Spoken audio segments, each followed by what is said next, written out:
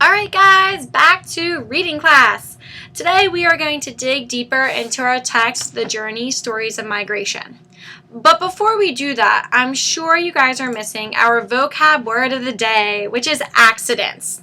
Alright, you guys can know it, show it, and connect it.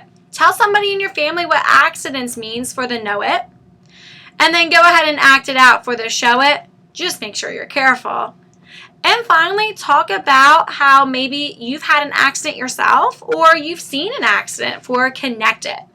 Pause the video and do your know it, show it, connect it. Alright, welcome back guys. Throughout this video, we are going to be focusing on comparing and contrasting.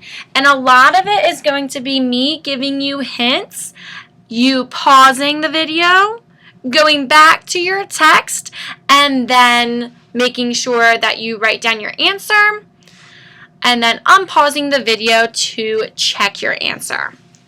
First, I want to direct your attention to this page in your resource learning packet or the remote learning packet. It looks like this. All right, and I'm going to zoom in. I'm just going to read the first paragraph. Compare and contrast.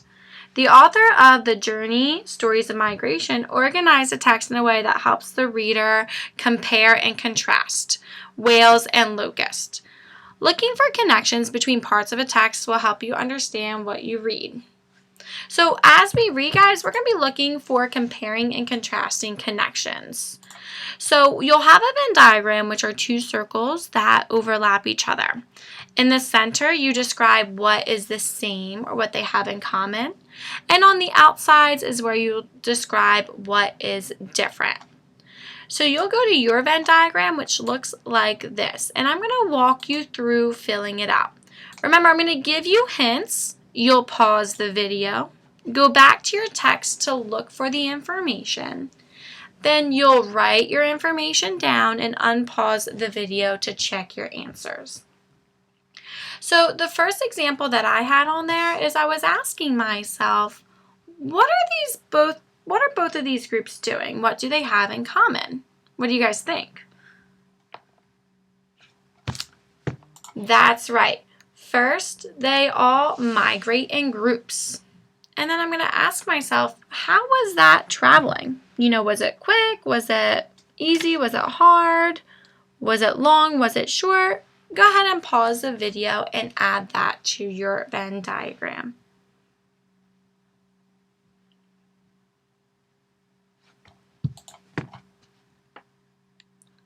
That's right. Welcome back. They travel a very far distance.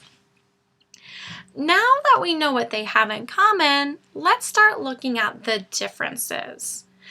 I first thought about when they're eating, and it's not just because I'm hungry and want some Taco Bell. Well, maybe it is.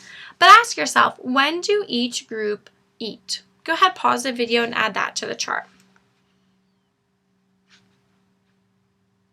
That's right. The locust, they eat on the way nonstop because that's what they're searching for. And the whales, they eat before they even leave, so they do not eat along the way. If you got that on your Venn diagram, good job. The next thing that I asked myself and looked in the text for was the size of the groups. Who did each group travel with? Go ahead, pause the video and add that.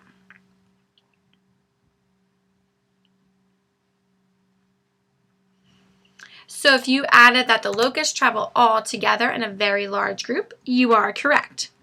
And if you describe that the whales travel in smaller groups, the males and the females separated, you are also correct. Great job. The next thing I was thinking of is the noise level. How would you describe the noise level for each group? Go ahead and pause the video, go back to your text, and add that.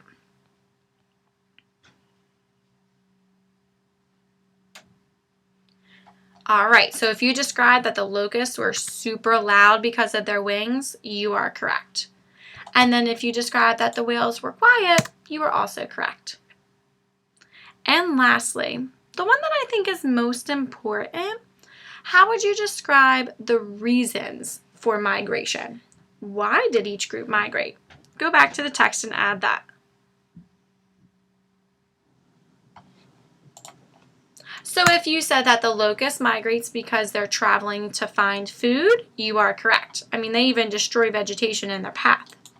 And if you added that whales migrate for better climate for mating, you are also correct. Great job, guys. I'll see you tomorrow.